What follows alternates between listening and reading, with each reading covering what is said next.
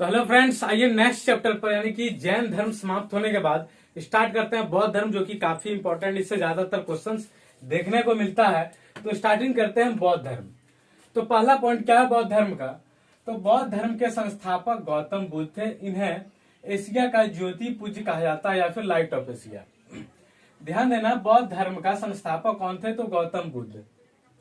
क्या है? बौद्ध धर्म के संस्थापक गौतम बुद्ध, इसी को कहा जाता है लाइट ऑफ एशिया।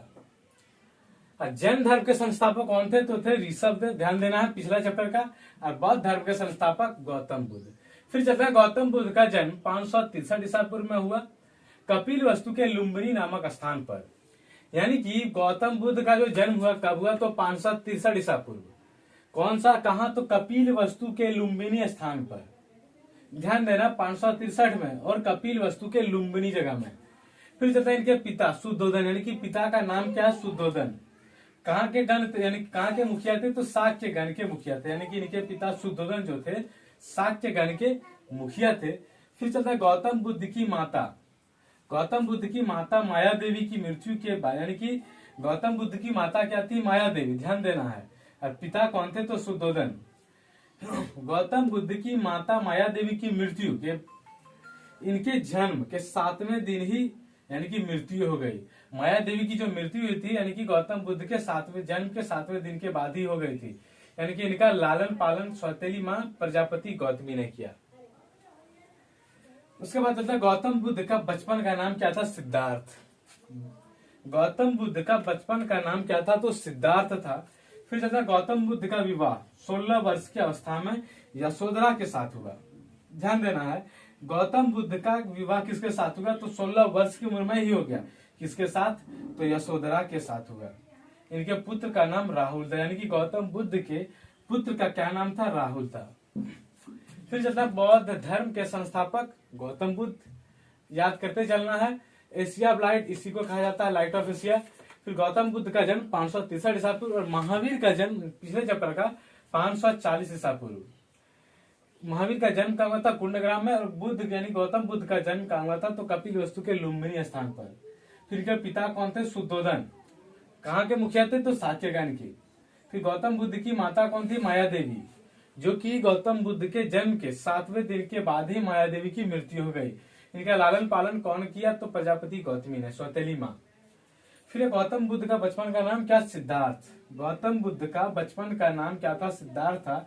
फिर गौतम बुद्ध का विवाह 16 वर्ष की अवस्था में यशोधरा के साथ हुआ। गौतम बुद्ध का विवाह 16 वर्ष की अवस्था में यशोधरा के साथ हुआ। इनके पुत्र का नाम राहुल था। फिर सिद्धार्थ जब मिट गया, सिद्धार्थ जब कपिल वस्तु की सैर पर निकले तो उन्होंने निम्न 4 दृश्यों पर मैंने की नजर डाला। तो कौन कौन था? पहला था बूढ़ा व्यक्ति, दूसरा बीमार व्यक्ति, तीसरा शव यानी कि मृत शरीर, फिर चौथा क्या? एक सन्यासी।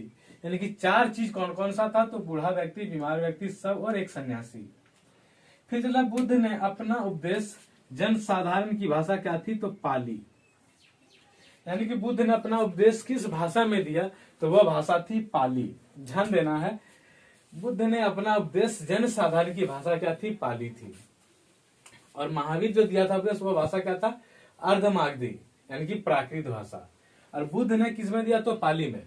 फिर चलता, सिद्धार्थ ने 29 वर्ष की अवस्था में गृह त्याग किया, जिसे बौद्ध धर्म में महाविनिष्कन कहा गया है। यानी कि 29 वर्ष की उम्र में ही इन्होंने क्या किया? गृह त्याग कर दिया। फिर गृह त्याग करने के बाद सिद्धार्थ ने वैशाली के अलार कलाम से सांख्य दर्शन की शिक्षा ग्रहण की।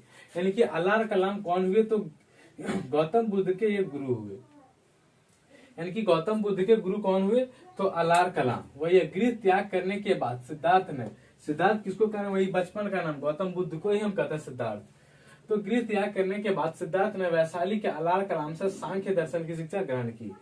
फिर अलार कलाम जो सिद्धार्थ के प्रथम गुरु हुए। फिर जो नेक्स्ट अलार कलाम जो है, अलार कलाम के बाद सिद्धार्थ ने राजगीर के रुद्र करामुत से शिक्षा ग्रहण की है। यानी कि दूसरे गुरु ये हुए।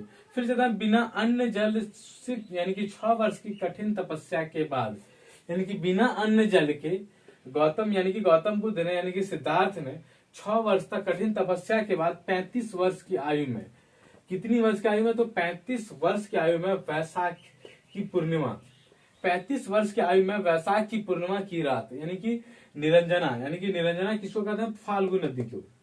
ध्यान देना, फाल्गु नदी के किनारे पीपल वृक्ष के नीचे सिद्धार्थ को ज्ञान की प्राप्ति हुई।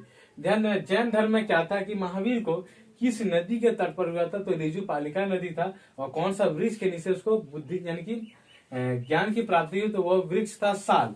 लेकिन ध्यान देना, यहाँ क्या है, 35 वर्ष की आयु में इसको ज्ञान की प्राप्ति कभी, तो 35 वर्ष की आयु में कौन सी नदी, तो फाल्गु नदी यानी कि निरंजना नदी के किनारे कौन से वृक्ष के नीचे, तो पीपल वृक्ष के नीचे सिद्धार्थ को ज्ञान की प्राप्ति हुई।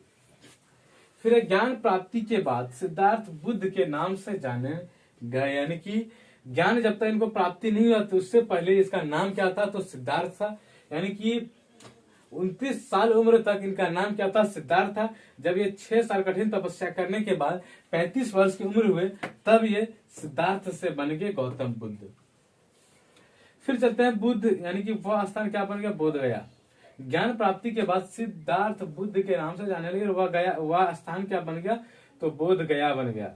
फिर अब बुद्ध ने अपना प्रथम उपदेश सारनाथ यानी कि ऋषिपत्तनम में दिया, यानी कि पहला उपदेश कहाँ दिया, तो है सारनाथ, इसको कहते हैं ऋषिपत्तनम, जिसे बौद्ध ग्रंथ में धर्म चक्र प्रवर्तन कहा गया है।